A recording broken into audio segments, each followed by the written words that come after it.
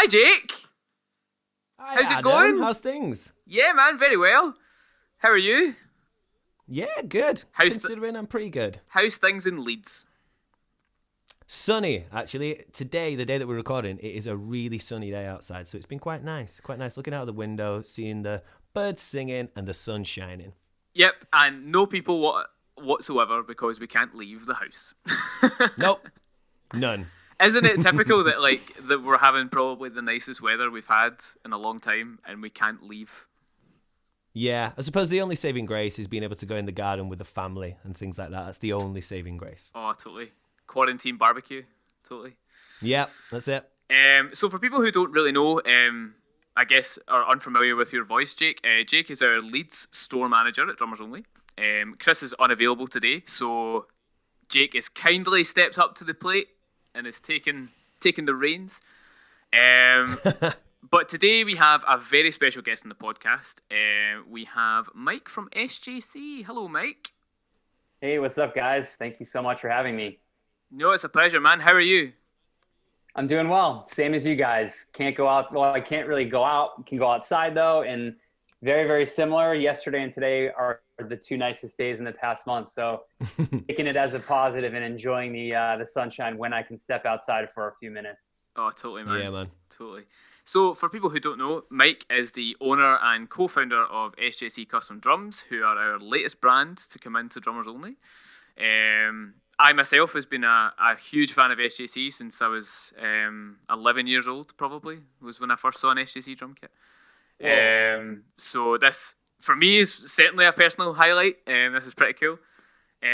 But for people who don't know a lot about you, Mike, would you be able to give us just a quick kind of introduction to yourself and what it is you do?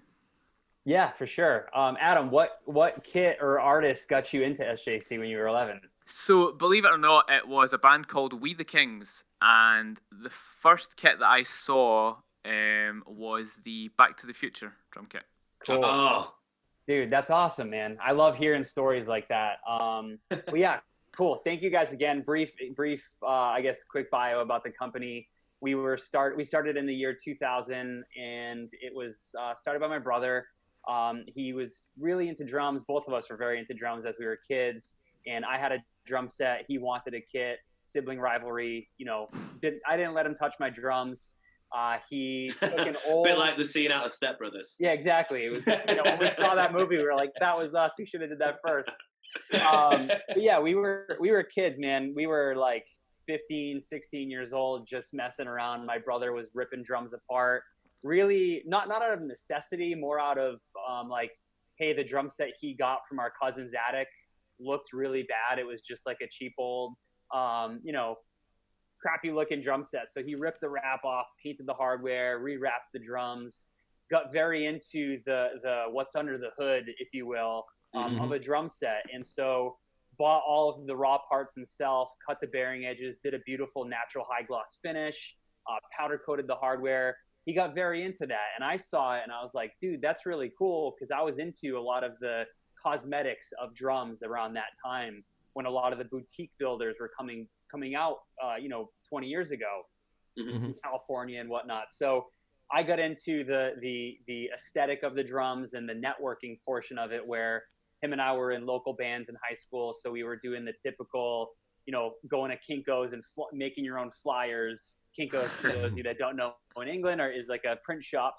You can go and make copies of a black and white flyer. We'd pass them out. So we were way into that as kids, and like going to the Vans Warped Tour and things like that, working with, We the Kings and going to see bands like that at the Warped Tour and just shows. I naturally networked my way into becoming friends with a lot of the drummers that were the basis of SJC's amazing artist roster. And So you essentially fell into the A&R role. Yeah, neither of us sat down ever. We only recently, in the past year or two, sat down and talked about business for the first time ever. We literally just went into it blind. We just did it out of the love and hobby of it. My brother went to college. I went to college. I was in a band that got signed, and we were both kind of preparing to do our own thing, and not make drums. We didn't know that it would be an actual business. And fortunately, the hobby and the passion that we had turned into a full-time business. And when we were both like early 20s, we realized that this is something that we can do and we want to do full-time. So I left my band, I left college, my brother graduated, and we just went in full-time, and we've been doing it ever since. And it's been an incredible journey working with so many amazing artists and meeting great people. Like you, Jake, we've worked with you for a while, and Adam, now it's amazing to have you as a friend, and to be in stores like Drummers Only, and to be crafting, our new tagline that we've been using is, we turn dreams into drums. And so as you guys know, and a lot of people listening as drummers or musicians or creatives know that, we're not, I don't even know how the best way to say it. Just we turn dreams into drums, man. We all daydream of different aesthetics and things that we want to look and sound and feel. And we're able to craft those things and turn them into a reality. And for me to see those new SJC family members playing these new little babies that we created almost, is such a gratifying experience. And it's something that I'm so lucky to get to do for 20 years now. Yeah, for sure. I mean, I just building on what you said then, one of my other members of staff, Jack, Jack Endy, he's been over to the factory and he's met you guys and everything like that. He's awesome. And a few years ago, we built a snare drum. And when we were first talking about it, Jack said to me, he said, I want a snare drum that looks like grunge water. And I was like, what the do you mean grunge water? So I typed that to you guys, and the first example that came back, I showed the picture to Jack, and he was like, perfect. It's exactly what I had in my head. And then we put brass hardware on it, and we made it 14x8, and it just turned out killer. It just turned out perfect. So totally get what you're saying with that. I love that, man. Like seeing that sort of stuff, dude, it like nothing's better. And knowing that Jack is stoked on it, or whoever the customer is, and like I had the opportunity to meet Jack and his parents. They took him over to the US, and they came to our shop, and we spent half a day with him, and like such a cool dude. And I don't know, that sort of stuff just motivates me and re-inspires me every single day. For sure. Yeah. What I certainly noticed when we first got SJC in the shop, even at the low end, the drums sound amazing. Like, even at the kind of cheaper end of the market, like, the Pathfinder just sounds unbelievable. Like, for the money that what it is, like, it's fantastic. I think it really, when it came in the shop, and I'm sure you'll agree, Jake, it definitely turned a lot of heads. Yeah, for sure. People, obviously, from seeing the brand in such a kind of, I don't really want to say that it was, like, in one genre, but I think a lot of people just kind of gave it that stereotype of being, that's the Vans Warped Tour brand, But then you get guys who play jazz gigs, or you get guys who play like rockabilly gigs or whatever. Just all of a sudden they're rocking out with SJC kits just because the drums sound good, Yeah, for sure. The Pathfinder, to me, it's affordable, and it's an easy way for somebody either younger or on a bit more of a budget to just join the family that little bit earlier than what they thought they maybe financially could do. And the saving grace to that is, like you say, Adam, the drums at that level still sound awesome. Yeah. Thank you, guys. That was the goal, is to exactly that, get drummers into the family a lot sooner, because we have a lot of either younger demographic or drummers that are on a budget. And so we understand that, and we wanted to make a product that they can have in their house that they're proud of. And the Pathfinder has some of the coolest finishes in that price point, in that range, which is really important to us. And they sound great, which obviously, as we know as drummers, they have to sound good. They can look cool, but they got to sound great. And so that's always been a testament, to our builders and our factories that craft our drums. They as motivated and inspired as I am to the aesthetic and the customers being happy, our people behind the scenes that are building the drums are that motivated to make sure that they sound great and they're perfect instruments. Yeah. And that shows it runs through the veins of the drums, and it really does show at this end. So, yeah, good job, guys. Good job. Yeah. Good job, team. So that's kind of made me curious about yourself, Mike. What got you into drums? Cool. That no one ever really asked me that. I appreciate you asking me that question. When I was 9, just like any kid, growing up in the 90s, MTV. This is pre-social media, so I was watching MTV and getting magazines, skateboard magazines, and just hanging out with older kids at my high school, wanting to be a skater like them. Back then it was bands like Green Day and Rancid and Refused. I'll never forget seeing Refused music video on MTV for New Noise, and what a song, and like the drums in it were just incredible. And I was just way into music. I was even going to like see Korn and Limp Bizkit and just going to shows. Wow. My parents were so, and still are, so supportive of my family, me and my brother, loving music. And when I was like 8 or 9, I heard 311's Blue album, and the drums on that, just like Chad Sexton's snare drum is like such an iconic snare drum, like Abe Cunningham from Deftones, and it just cracked. And I wanted to play drums because of that record. I heard it, and he had a lot of effects on his drums on that record, like reverb on his snare drums, like echoing effects and stuff. And I wanted to be a drummer. And then that movie, that Thing You Do, came out. I don't know if you guys have seen that movie with Tom Hanks. That made me want to be a drummer even more. So I asked for a drum set for Christmas that year. And my parents, being rad, got me a Percussion Plus red gloss drum set, and I was like over the moon. I played it every day. I got lessons for like 6 years. I just dove head first. I just fell in love with the drums when I was 9 years old. Yeah. Amazing. That's so cool, man. Like, because I think you and I have a very similar kind of way of getting round to the instrument. Because for myself, I remember years and years ago, turning on the television and Panic at the Disco were on at that time. I think our music channel would have been Kerrang, I think. Yeah. And just I Write Sins Not Tragedies came on, and I just knew from the drum beat, from everything about that song, I just thought, you know what, I kind of want to do this. That looks pretty rad. Dude, that's so cool. That's so cool. Like, music, that's the coolest thing about music, man, how it can like inspire creative things in people that they didn't know existed. And then it brings us, we're talking now, like we, made drums for Panic for that record. And I remember I was the same shoes as you, like hearing that for the first time, just being like, whoa, like this is going to be huge. This is so cool. And like, we luckily got to be part of that, making their drums from that record from the very beginning. It was so sick. Yeah, that's right. Because Spencer was one of your earliest kind of, I guess, SJC artists, wasn't he? Yeah. I quote Panic at the Disco and their management, Crush Management, for really accelerating SJC's growth very, very early on. I'll never forget, I was driving on Main Street coming back from the hardware store, getting some screws that my brother and I needed to finish a drum set. And the company's number right now is my old cell phone. And that was my cell phone. So I pick it up, and this dude's like, hey, it's Scott Nagelberg from Crush Management. We've got a band called Panic at the Disco. They're going to record in Baltimore with Matt Squire. We need to get them a drum set. We need it in 2 weeks. And I'm like, holy moly! All right. Whoa. My brother hated when. Holy moly! Did you actually say holy moly? Yeah. I'm trying not to swear, man. I've got a 3-year-old, so I've been saying a lot of holy mollies the past couple of years. Love it. I love it. I said something else, I think, at the time, but.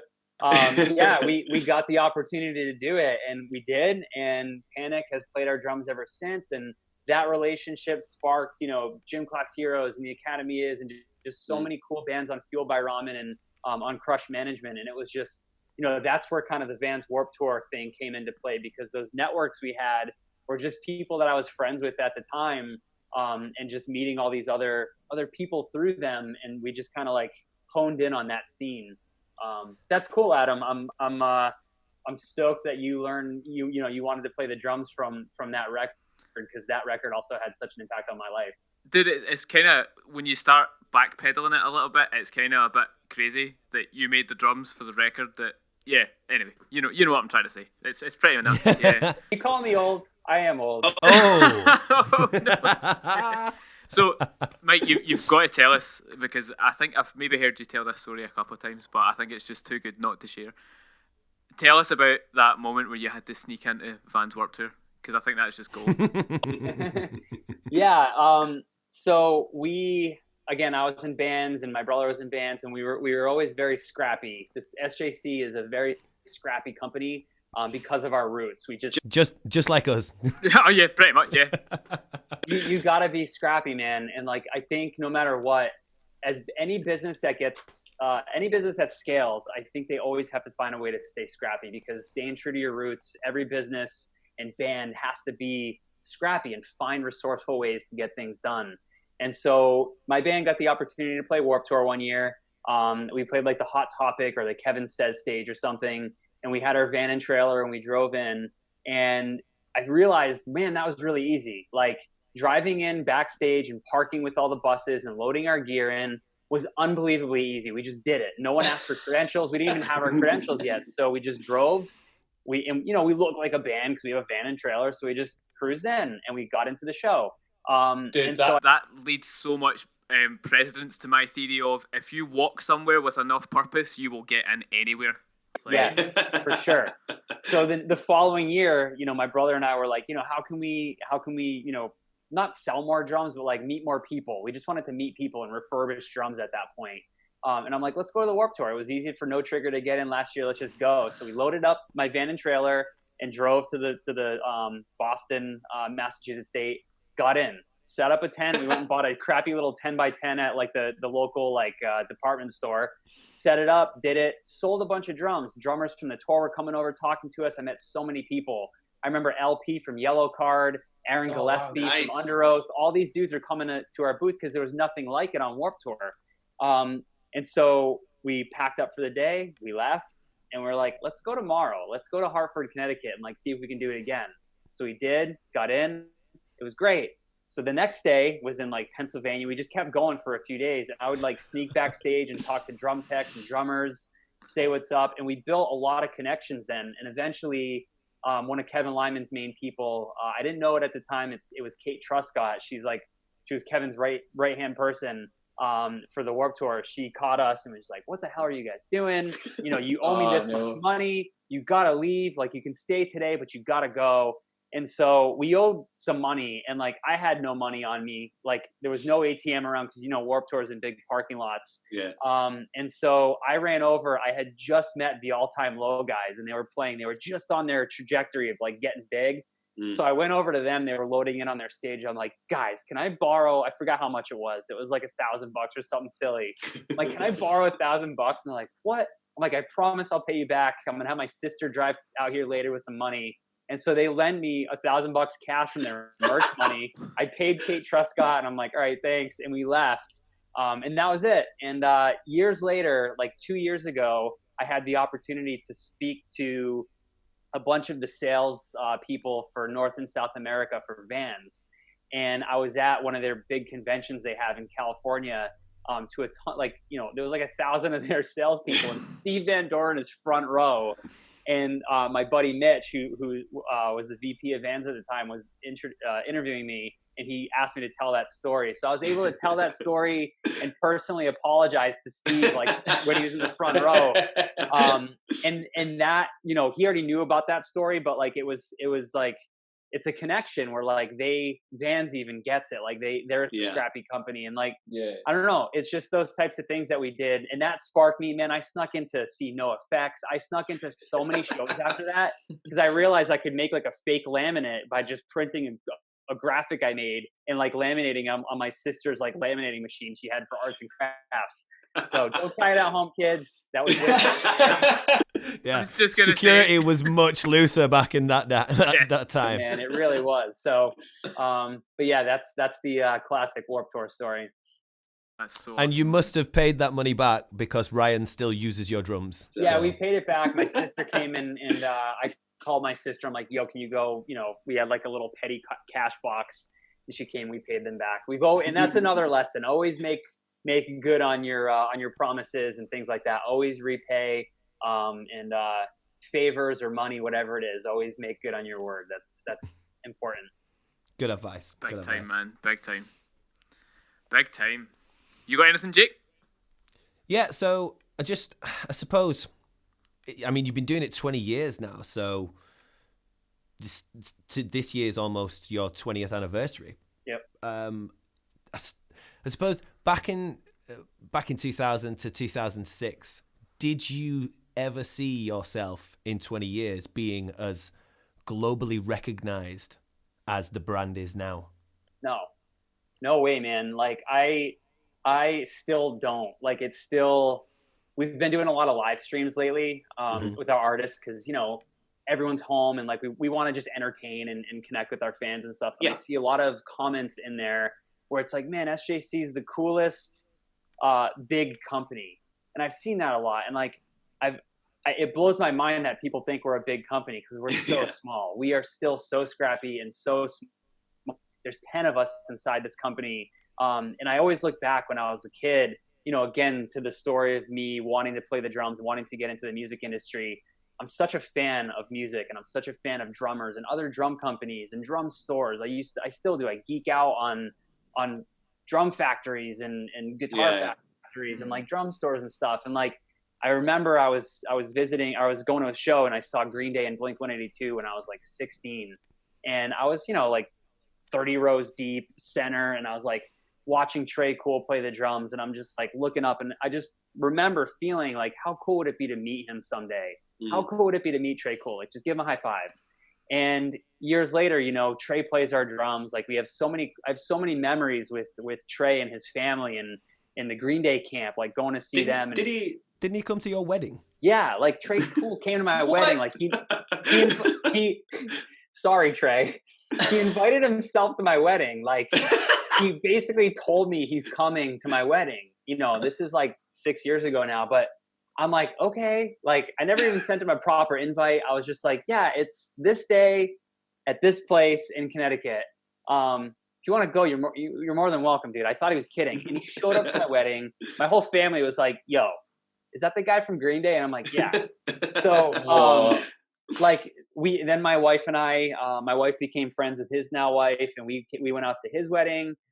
Just so many opportunities and memories like that have been created over this 20-year span that I look back at moments like that where I'm just like, dude, I pinch myself because that's such a moment for me where I'm so grateful and so lucky to have been put in that position to be friends with somebody like that. And again, the network that we create and the community that we create. So it's been lately my life's mission over the past few years when a lot of these incredible things have been happening. I've gotten older and been able to appreciate these things more, especially now that I have a son. And so we've created the Loyal to the Crafts workshop where we go around the country and we've been around the world. We've been to Tokyo and China, where my mission is to give back to kids that I see me in them. I see the 12, 15-year-old little Mike dreaming about meeting Jay Weinberg from Slipknot or having an SJC drum. It's literally my mission now to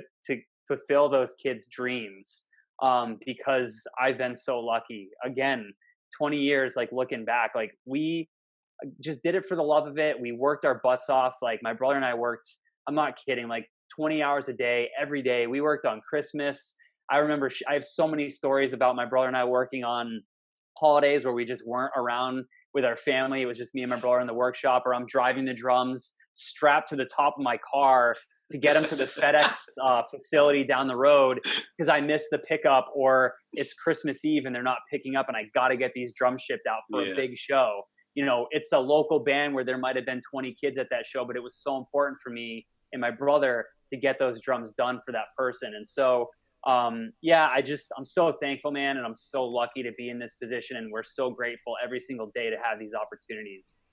Yeah, for sure. I mean, I can totally agree with that because a few years ago we did an event with Jay Weinberg in Leeds, and the kids that turned up to that show throughout the day, we had him painting snare drums and everything like that, and then he did a show at the evening. Seeing those kids' faces was, I mean, my face when I first met him, I was like, oh, it's Jay Weinberg. Yeah. But then seeing kids who have loved Slipknot their entire lives, and then the drummer is stood in front of them, it's a feeling and it's a sensation that you can't put into words. It is so rewarding. Knowing that, I mean, that event was a free event as well, so they just turned up and got to meet the drummer from Slipknot and watch him hand paint snare drums and tell stories and then play a show. It's an incredible experience. So sick. And that's a testament to the family that we keep as well, where our drummers are willing to do that sort of stuff. I'll never forget that. Jay had just got done, I think, like a year-long tour with Slipknot. Yeah. He flew from Hong Kong to London. Mm-hmm. I picked him up the next day. We drove 6 hours up to York and did that whole thing. And like, he was just so stoked to do it and to meet those kids. And I forget sometimes, because these dudes are now my friends. We're like, I don't have that. Like, oh my God, this is so-and-so from whatever band. But I know that there are millions of drummers and fans that want that. And so again, it's my life mission to place these drummers in that position to allow them to meet hundreds of drummers at a time, or do things online where they can again, like, break down the barrier. You're breaking down the stage. You're not just up on a 15-foot riser anymore. You're literally in front of kids' faces, and you're accessible. These drummers have been so accessible to me in SJC. I want to make that available to drummers around the world. Yeah, and I think your social following sort of says that you're succeeding in that as well, because the following that you guys have got is incredible, and it is like a family. You see the comments on posts, and you see the comments on live videos, and I'm sure we'll get some on this when this goes out as well, of people just reacting and responding. Like, for me, what it's always been for me with your company, Mike, is you've been the face of the company since day one, so people sort of feel like they know you,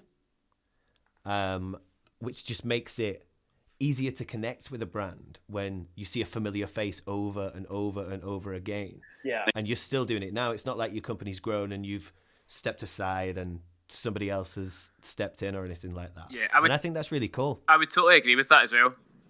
Thank you, guys. I appreciate you saying that. I mean, it's a labor of love, and it's we are so lucky. You know, we've got such a great team here, manufacturing team that handles, again, building all the drums and making sure they're perfect and beautiful and sound great, and they're up to the standards of the drummer getting that kit or snare drum. And then we've got Jason and Zach and all the guys and Chris, our graphic designer. She's incredible. All the people that are also faces of the company that for sure. I love all of that. And we've had so many incredible people over the years. You know, we've had so many people inside the company that you know, have shared that spotlight and become the dedicated rep for certain artists or customers and things like that. So I just want to say thank you. You know, as you mentioned, there will be comments here. So thank you, everybody, for your support and believing in what we do and supporting our company and trusting us to craft your dream. I can't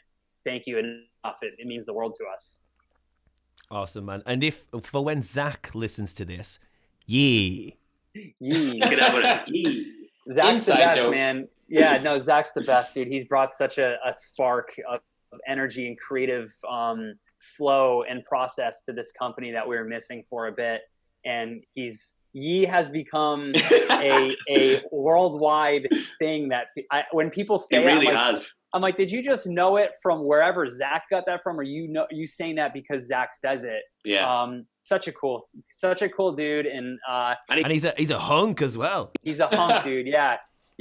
He's the nicest dude on the planet too, man. Like he doesn't know he's a hunk. He's just like, hey, he's a nice dude. But he is very passionate about the things he does in his life, and drums and SJC and the SJC family and working out are some of his passions for sure.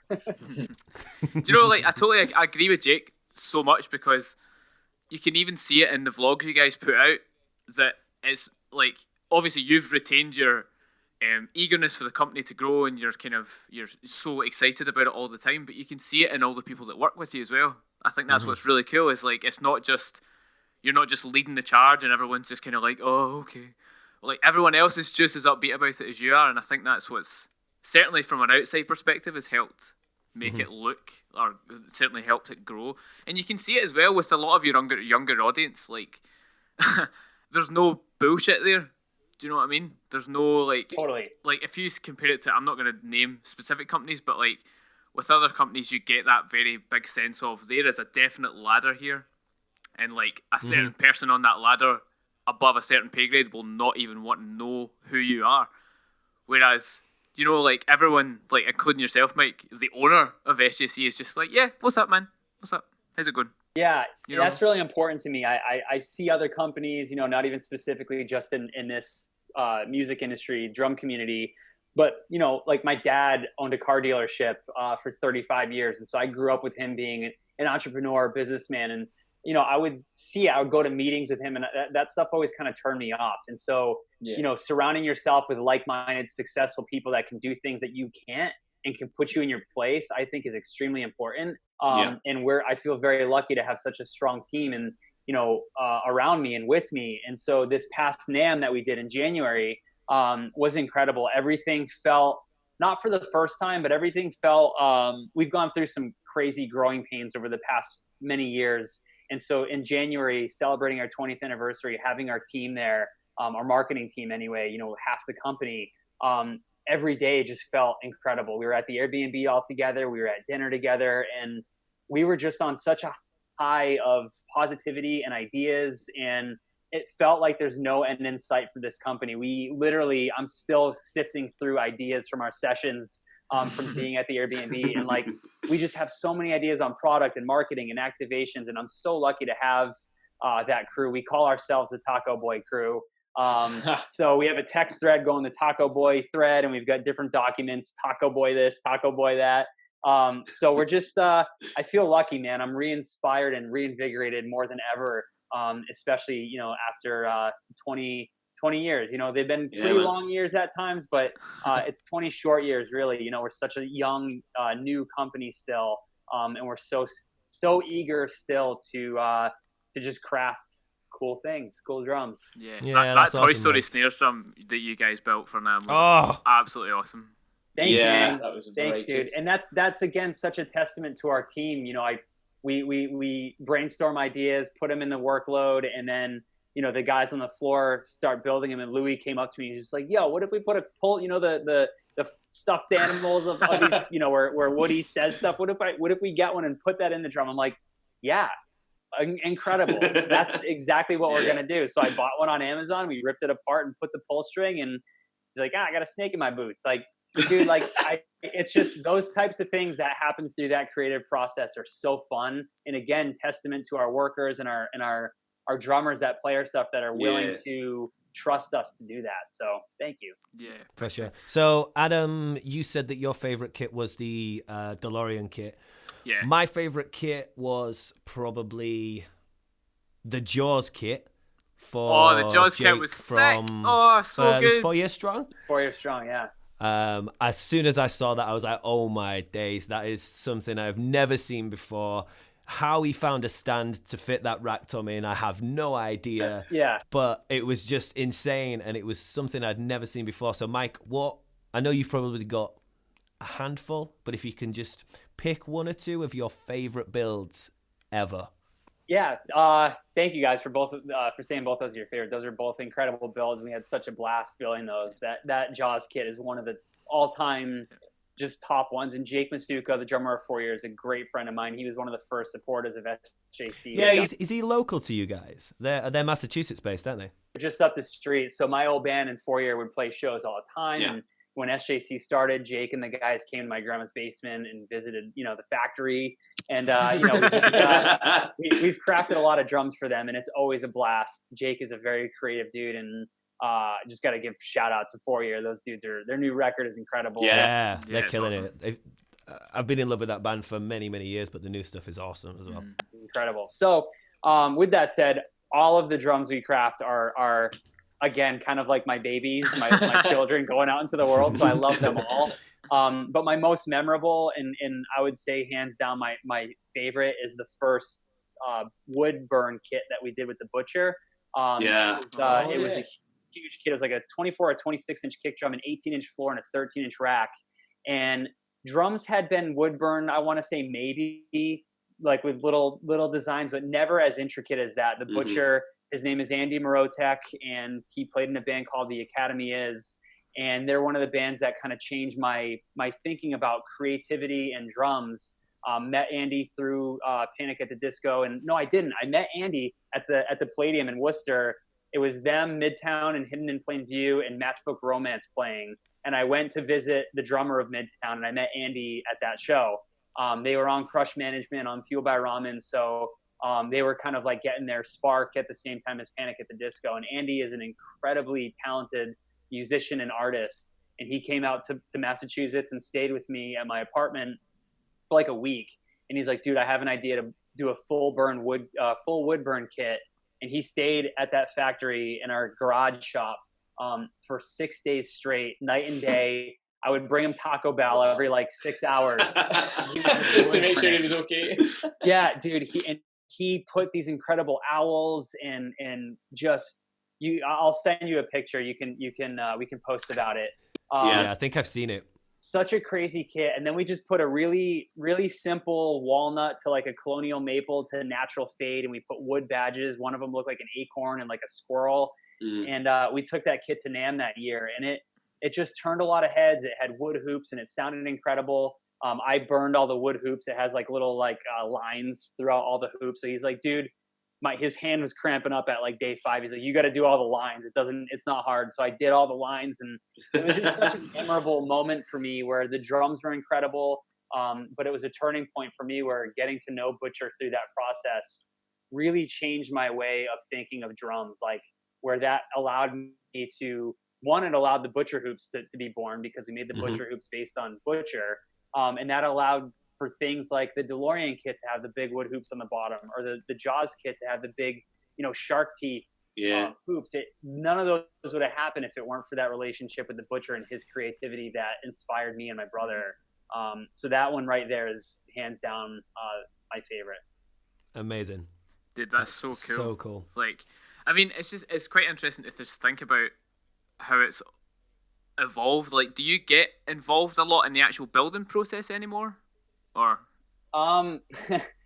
that's a touchy subject because our manufacturing in the factory, they have such a flow and a process, and the work order goes in, the parts are pulled, it goes through the steps, it gets photoed, it goes into our sound booth, and it ships out.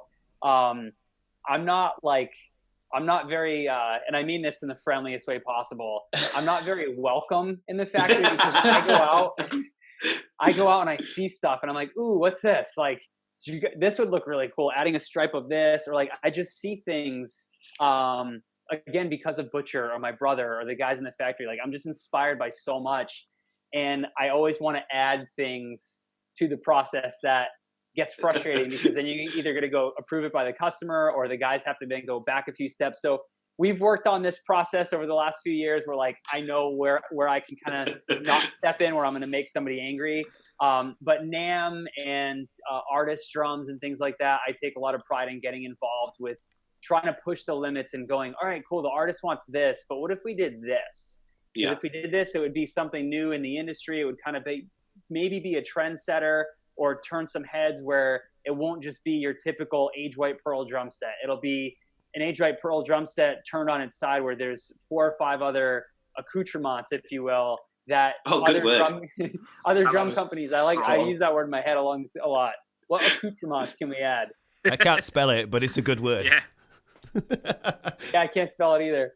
We're drummers, man. We don't know how to spell or do things like that. We can count to 4. So yeah, I try to, and I love getting involved. Like, we've done a lot of yard sale drums where we'll go through the factory and liquidate a lot of old stuff. And I like getting involved with that. I do like to get in and assemble a little bit. I know it's kind of a pain in the butt for the guys because it's taking their tools and I'm kind of in their way a little bit, but I like to do that because it kind of brings me back to the early days and the getting my hands dirty. Like, my mom helped me assemble a bunch of drums last year. It just, I don't know. To me, it's staying true to our roots, and it's getting me back, not just behind a desk, because I live 99% of my life work-wise in spreadsheets and things like that. So, it's not the most welcome all the time, but I do enjoy it. And I guess that helps kind of freshen you up for when you do go back to the office, if you will, of like going back to the spreadsheets, because then you're kind of bringing a whole new energy to it again because you've been back to the roots of it, Totally. Yeah. And I implore any business owner or any musician that is in a creative funk to like just stop, get out of what you're in day to day and go out and do something different. Like, for a few years, I was out drum teching and just going on the road and being with the artists, because it would give me an insight to the issues they were experiencing to help figure out new ways to craft drums. And it's a new way of looking at things. And again, just getting back to the early days for me, like remembering why we're here, and just for the love of drums, Yeah. What were some of man. the struggles you found in the early days when you were first developing SJC? Yeah, great question. It's not unlike a lot of small businesses or any business in the early days, just cash flow problems. You don't have enough money to finish certain orders. You're stealing lugs off of a drum to finish another dude's drum that has to get it real quick. We're in the music industry. So again, that story I told you about Panic at the Disco, like that happens often where bands they know they have a tour coming up, but they don't know the aesthetic of the backdrop or what the theme is going to be. And us being a custom company, we're there to craft the drums to match that theme of their tour. Yeah, you thrive on that, especially for totally. bands like Panic, and so we're always getting orders for a quick turnaround time. That's really difficult to handle being a small company with limited resources and inventory and people. Just delegating, we're again a small company, and I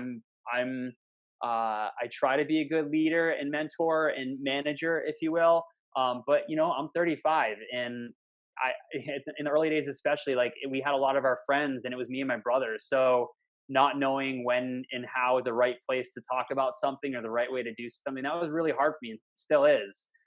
Managing people, like I'm not good at it. And it's a difficult thing. It's a challenge for a lot of business owners, a lot of entrepreneurs. Cause I'm good at creative and A&R. I'm not good at numbers. I'm not good at sales, and I'm not good at that sort of stuff.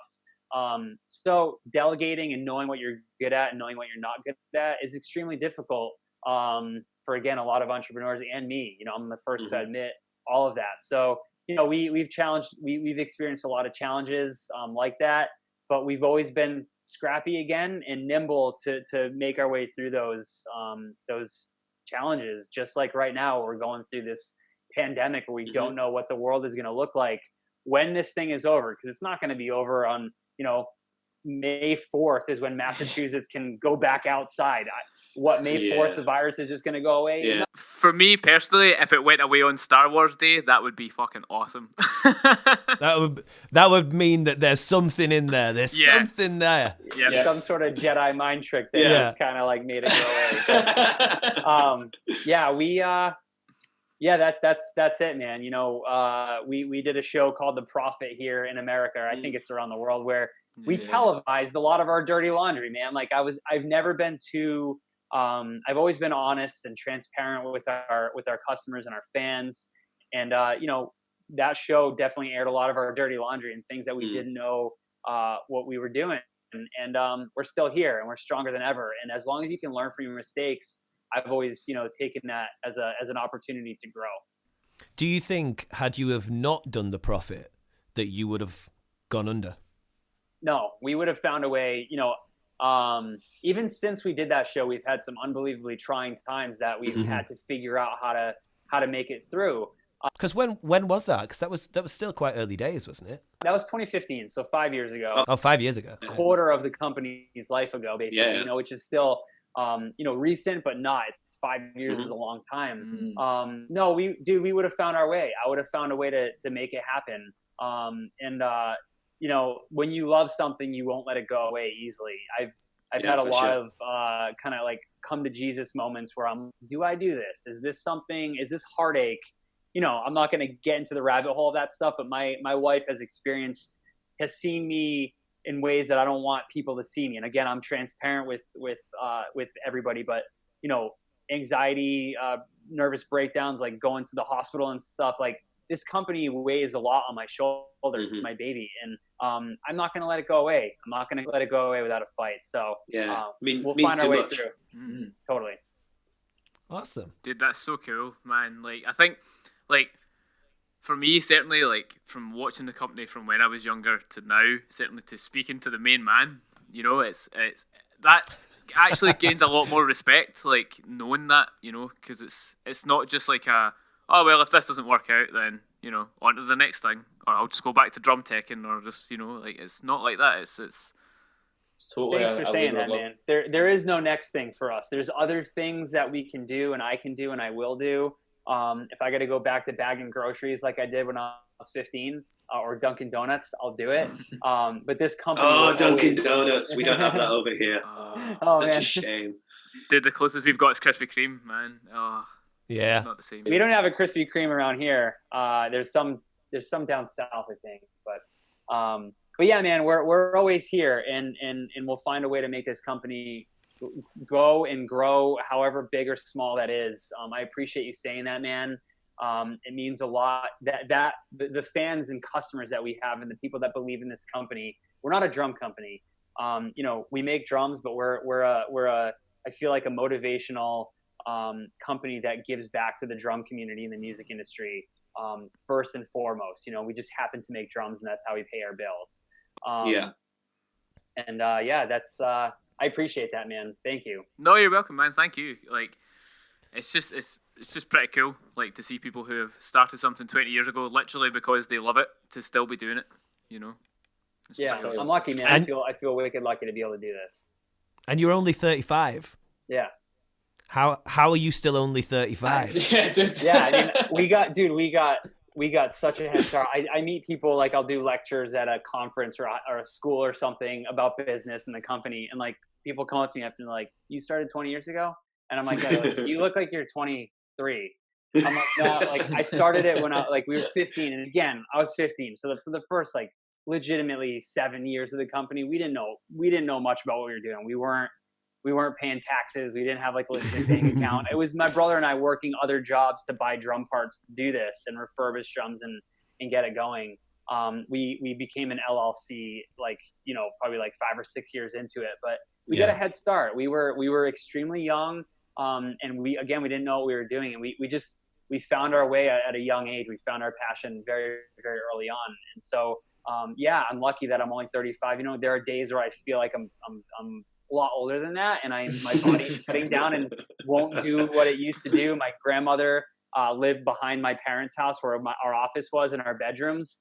And my grandma would always say, because she'd see us going back and forth the backyard all the time to build drums, and she's like, "You guys are like the Energizer bunnies. You're burning the candle at both ends." And I'll never forget that. And like I got a tattoo on my leg of a candle burning at both ends. Nice. Gosh, I got to try and slow down someday, but it's too fun to slow down right now. Yeah. Or this is all bullshit. You're actually 65 and you've just had a load of surgery. Or I'm actually 25, like people think, and I have a bunch of wild investors that are the people behind the curtain, having me say that I love drums, and they're paying for everything. Which one is it? That's the dream. And we'll leave that for everybody else to decide. Exactly.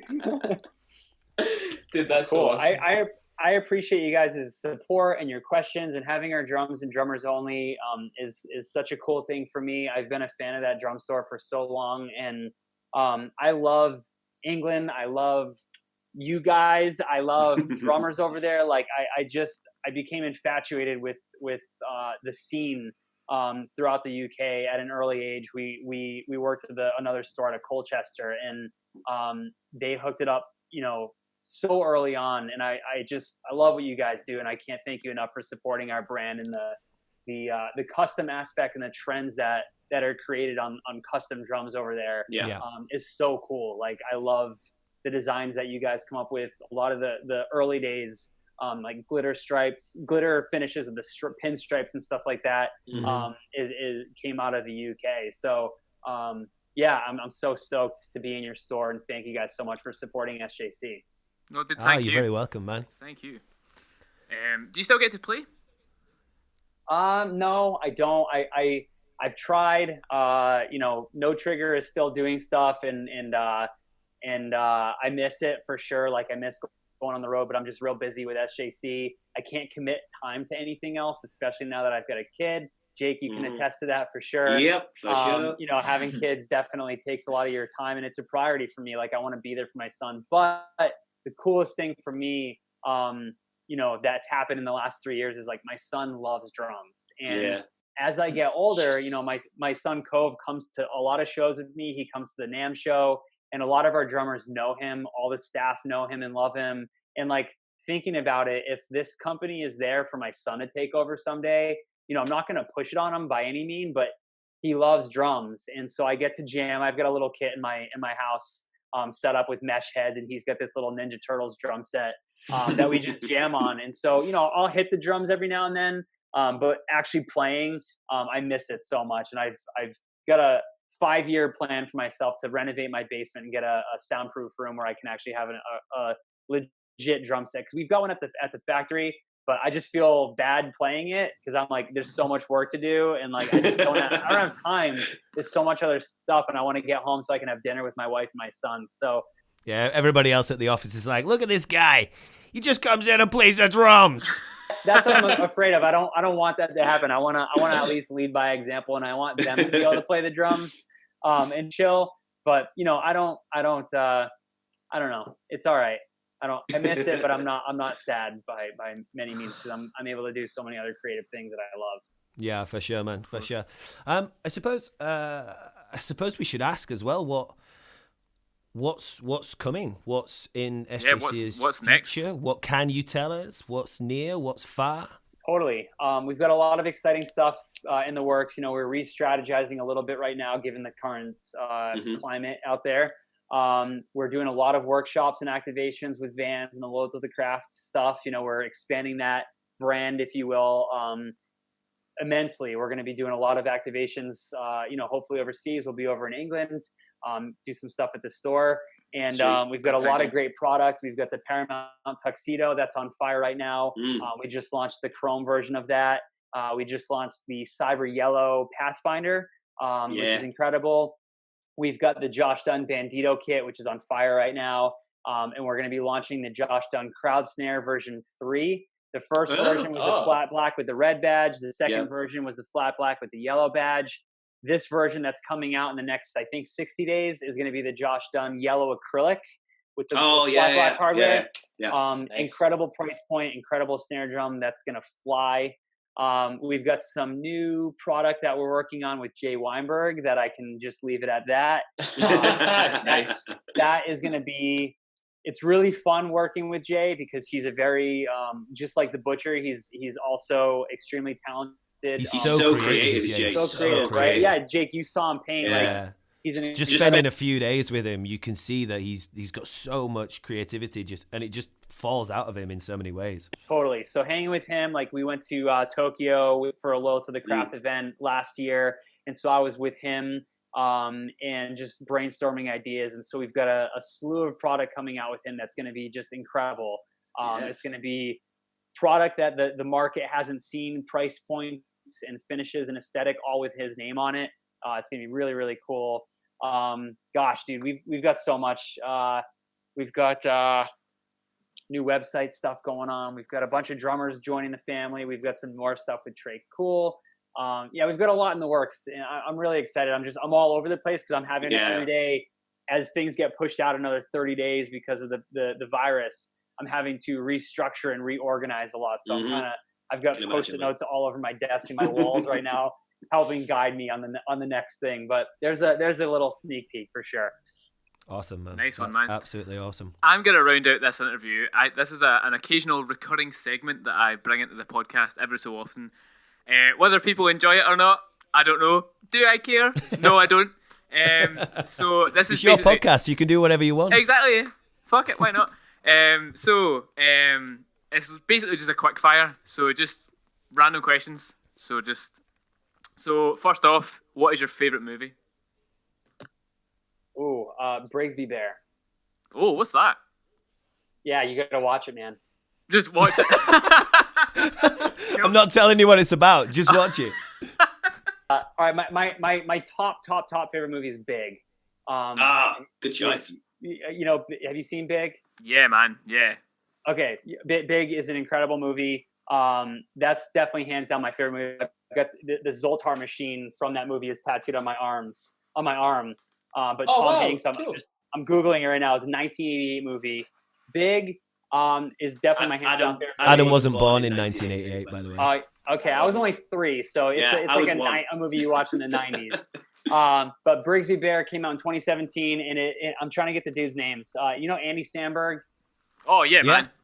The guy from Brooklyn Nine-Nine guy. Exactly. Yeah. He's in that movie, and no one talked about this movie, and I don't know why. I watched it I was on a flight home from China, 30-something hours, and I'm just watching all the movies, and Brigsby Bear was on it, and it's my new favorite movie. You got to watch it to understand it. But he's in it, and it's not very funny like you would expect from those dudes. But that whole crew from the SNL days is behind producing that movie. So that wasn't a rapid fire answer. I apologize. No, that's fine. That's perfect. That's perfect. I am a long-winded answer kind of guy. But that's perfect. That's the name of the game. What are your top 3 bands right now? Right now? Right now. Oh, I got to put 311 at top because they'll forever be my top favorite band. But let's see. Them, 4 Year Strong, their new record is just on rotation all day long. And I'm looking through my Spotify to see what is top. And I'm going to say number 3 is Turnover. This band Turnover, they're here in the States. They're incredible. I listened to their record, their new record, Peripheral Vision. I don't even know when that came out. It's new to me. So those are my top 3. Nice one. What is your current I've got it written down here as Netflix binge, but what is your current like TV show binge? If you have time. Ozark on Netflix is incredible. My wife and I are blasting through season 2 right now, or season 3. I'm not sure, but Ozark. Nice one. Have you watched the Tiger King documentary? Dude, I watched first episode. I don't get much time to watch stuff, so at night, every 3 nights, my wife and I will watch Ozark or something. So shows like that, I have to kind of watch on my own because my wife is just like, I want to watch something that we're gonna be able to really get into, and it's not like that. So I'm gonna watch Tiger King. I watched the first episode when I was blasting through some spreadsheets a week or so ago, but I've got to finish it, and I am in for a treat. I know that. Oh man, I'm in deep, and I cannot stop watching it. It's hilarious. It's so good.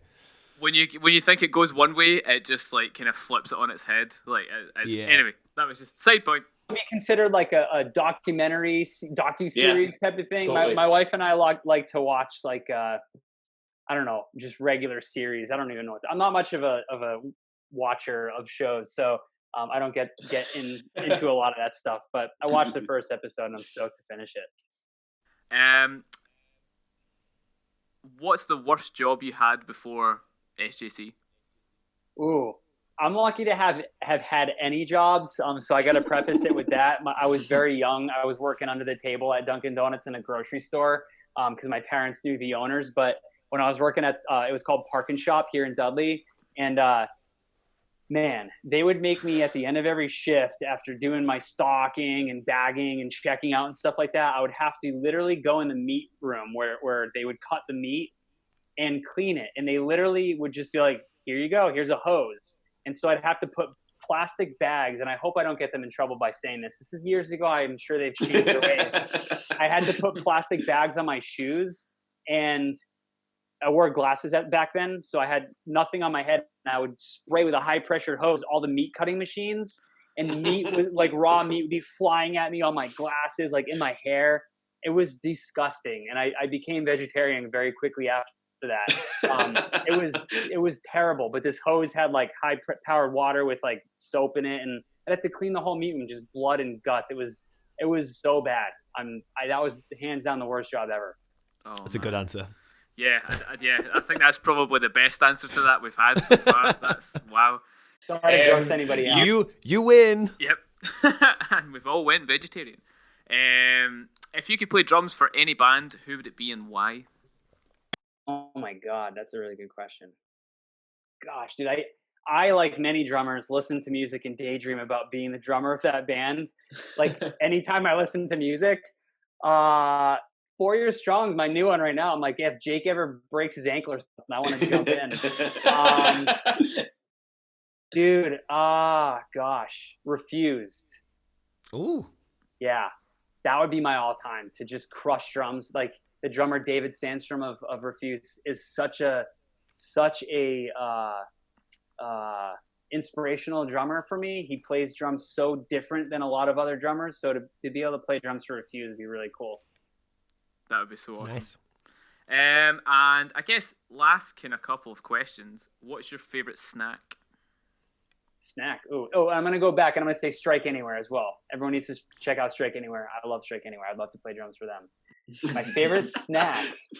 Recently, it's It's a powder, like a vitamin, magnesium, and it tastes like lemonade. And lately I've been cutting up apples and putting that on top. So I get like my intake of magnesium, and it tastes like lemonade raspberry on an apple. Oh. It tastes like a Sour Patch Kid, but it's not full of like the bad sugar.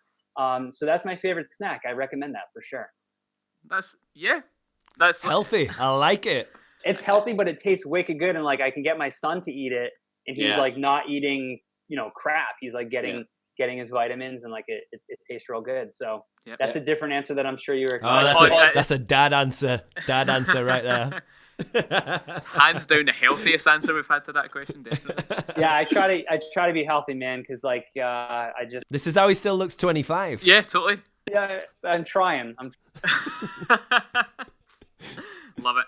And last question. I'm gonna be honest here. All right, those lava cakes from Domino's. I don't know if you have those over in England. Oh yeah. You have Domino's? Do you have those lava cakes?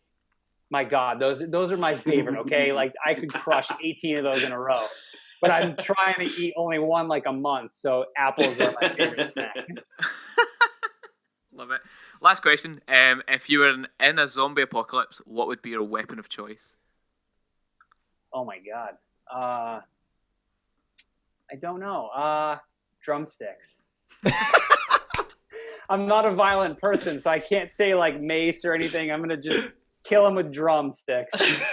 Poke him in the eyes, or do like a flam paradiddle or something for him. Dude, like we asked this question a couple of months ago on our Instagram stories, thinking like, like drummers are pretty creative. Like, I wonder if you were locked in a drum store and it was a zombie apocalypse, what would you use? And like, the answers were just terrible.